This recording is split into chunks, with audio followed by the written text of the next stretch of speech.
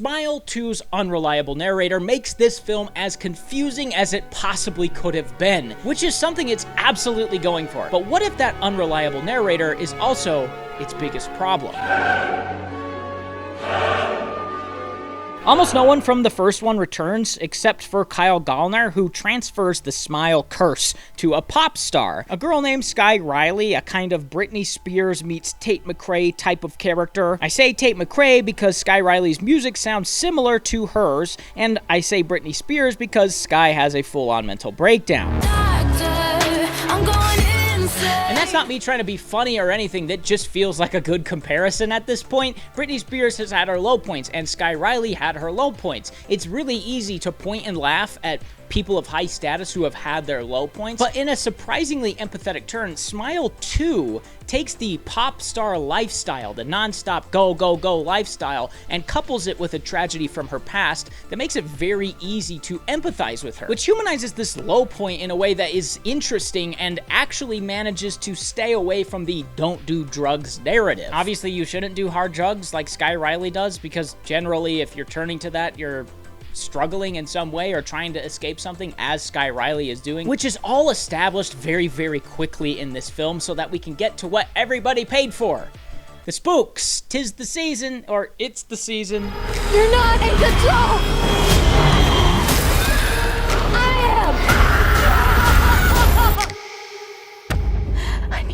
Naturally, in fits of psychosis or drug-induced insanity, our brain can play tricks on us that feel very real. Even I, a sane and upstanding, sexy, normal American citizen, can have sleep paralysis, where I wake up in the middle of the night, can't move, and see a figure in my doorway that I think is either a monster or somebody that broke in that's gonna kill me. And even though my rational brain kicks in and says, nah, that's not real, there's a part of me that goes, I can't move, and he's gonna kill me though. Which is exactly the concept that this film is trying to put into it. That exact feeling of we don't know what's real and our brain's probably playing tricks on us that feel very real, which is an interesting concept, thus bringing about the unreliable narrator.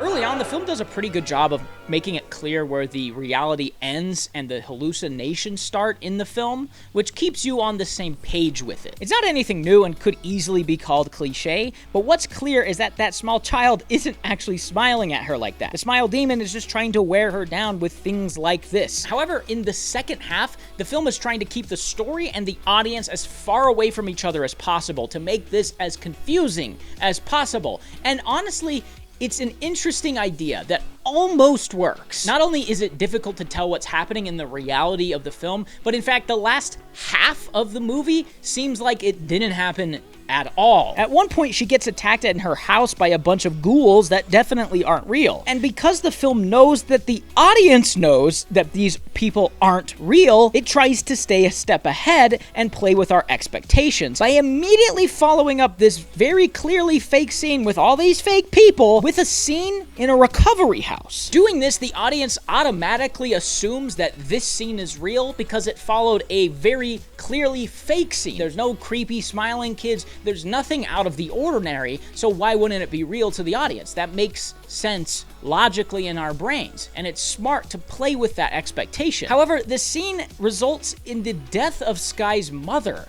which is something that doesn't happen, and it's made clear at the end that it didn't happen. Again, the film is doing this to intentionally disorient the audience because the smile demon is disorienting our lead, Sky Riley. That is until the moment the smile demon wants her, and by extension the audience, to know what is very real, and it puts her on stage in front of thousands of people, thousands of fans, her family, just to kill her.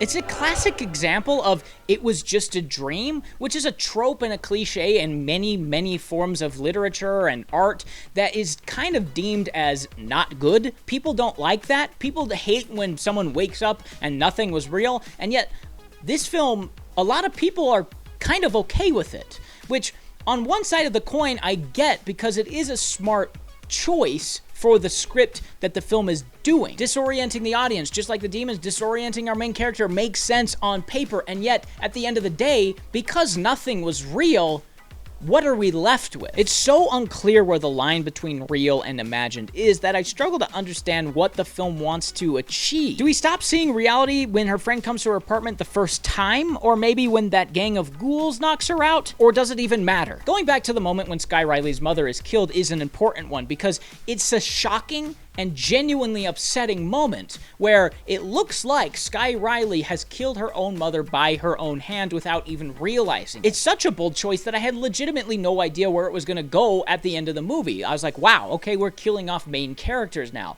This is interesting. And then when it's revealed that she's not dead, it deflates that scene. And in fact, it deflates a lot of the last half of the movie. Because if I watch this again, that scene, I know now that her mother is fine. She's going to survive. She's probably not even in the room. Sky's probably just sitting in her room doing nothing and imagining that her mother is dead. So why should I care? Why should I be involved with a movie where people are dying that don't actually die? Why should I care about anything that happens if it can be written off as not real? It's a slippery slope that unfortunately extends to every character and story beat, including her relationship with her friend who turns out to be the smile demon in disguise the entire time. And again, you can make the argument that that was the point, is that it's trying to rip her heart out. It's trying to take everything that she loves and destroy it so that it can use her. And that is the point. And yet, because it's doing that in her own mind, it ruins the experience for the audience. If you had her actually killing people for real, I think you could have genuinely had the exact same effect, except it would actually mean something because people were dying for real. That's the struggle with the unreliable narrator. It creates mystery, it creates suspense. And yet when that mystery's solved, that tension, that suspense is completely gone. The point of a great mystery is to be so involved in it that as soon as it ends, you want to go back and watch it again or read it again because the clues were all there right in front of your face and somehow you missed them. And it's fun to go back and see those clues. That's why people love the Knives Out films, because the answer to the riddle is right there. It's in your face, and yet you miss it. So when you go back and watch it, you can go, ah, okay, I see how this tied in here. I see who that is. I know what's going on here. I know why he's doing that. And in Smile 2, it's like, oh, that was just in her head.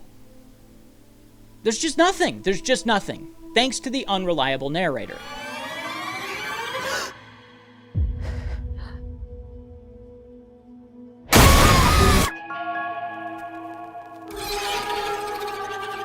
I'm more interested in what's real. I'm more interested in consequences. The moment when Sky kills her mother should have been a moment of huge consequence. It should have been a moment that redefined the entire film, and it pretends like it is, and then it completely railroads it.